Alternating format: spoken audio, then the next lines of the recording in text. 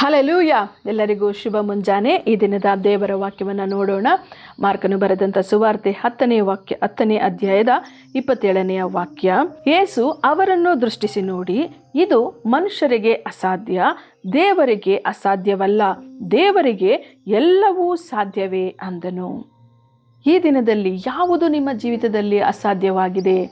ಸಾಲಬಾಧೆಯಾಗಿರಬಹುದು, ಅನಾರೋಗ್ಯವಾಗಿರಬಹುದು, ವ್ಯವಹಾರದಲ್ಲಿ ಯಾವುದೇ ಥರದ ಲಾಸ್ ಆಗಿರಬಹುದು, ನೀವು ಅಂದುಕೊಂಡಿರುವಂತಹ ಕಾರ್ಯಗಳು ನೆರವೇರದೇ ಇರಬಹುದು, ಈ ಕಾರ್ಯಗಳನ್ನು ಇನ್ನು ಮುಂದೆ ಮಾಡಲಿಕ್ಕೆ ಸಾಧ್ಯವಿಲ್ಲವ ಎಂಬುದಾಗಿ ನೀವು ಅಂದುಕೊಂಡಿರಬಹುದು. ಆದರೆ ಈ ದಿನ ಯೇಸು ಸ್ವಾಮಿ ನಿಮಗೆ ಹೇಳುವಂತಹ ವಾಕ್ಯವೇನೆಂದರೆ, ಆತನು ಹೇಳ್ತಾನೆ, ಇದು ಮನುಷ್ಯರಿಗೆ ಅಸಾಧ್ಯ. ನೀವು ಅನುಭವಿಸ್ತಿರುವಂತಹ ಹಾದು ಹೋಗುತ್ತಿರುವಂತಹ ಕಾರ್ಯಗಳು ನಿಮಗೆ ಅಸಾಧ್ಯವಾಗಿರಬಹುದು, ಆದರೆ ದೇವರಿಗೆ ಅದು ಸಾಧ್ಯವಲ್ಲ, ದೇವರಿಗೆ ಎಲ್ಲವೂ ಸಾಧ್ಯ ಎಂಬುದಾಗಿ ಹೇಳ್ತಿದ್ದಾರೆ.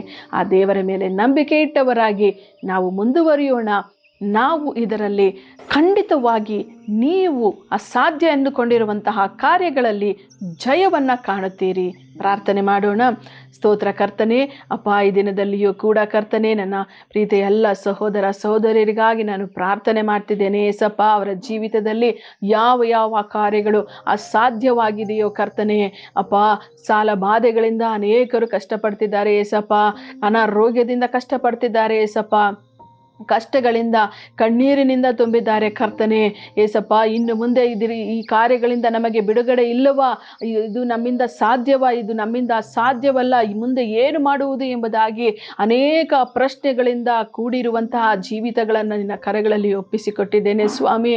ನಿಮ್ಮಿಂದ ಅಸಾಧ್ಯವಾದದ್ದು ಯಾವುದೂ ಇಲ್ಲ ಕರ್ತನೆ.